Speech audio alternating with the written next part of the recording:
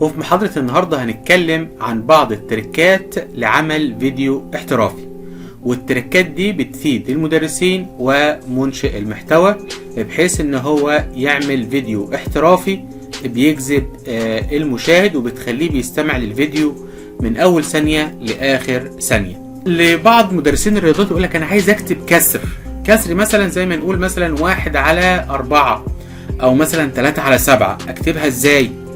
طبعا لو انت جيت كتبتها من الكيبورد هتكتب لك 3 وتعمل لك السلاش اللي هي الشرطة المايلة وبعدين 4 أو 7. لا احنا عايزين بقى نكتبها في شكل الكسر عادي جدا. نيجي هنا عادي للكتابة او للبرنامج الانكسكيب واكتب 3 واقول موافق، كتب لك 3 صح كده. عايزين بقى نجيب اللي هي ايه، شرطة الكسر اللي هي زي الشرطة دي.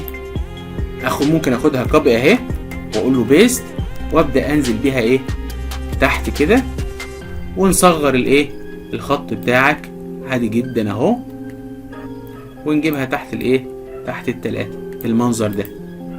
طيب نسحب بقى الخط بقى نجيبه ايه بعد رقم 3.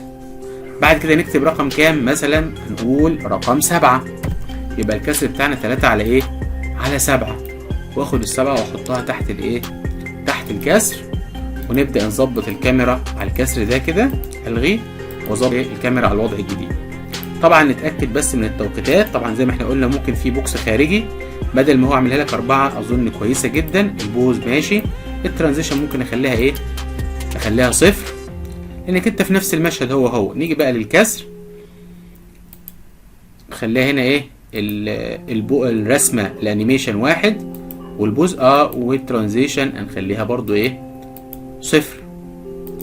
نيجي بعد كده لل7، الانيميشن 4/10 والبوز 5/10 والترانزيشن خليها 1 مفيش مشكلة عشان دي اخر حاجة في الرسمة. نظبط الكاميرا تاني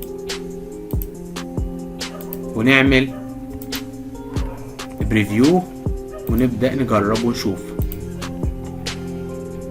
سحب اهو لفوق زي ما انت عايز 3 وبعدين ايه 3/7. يبقى احنا كده عرفنا ازاي نكتب الايه الكسر.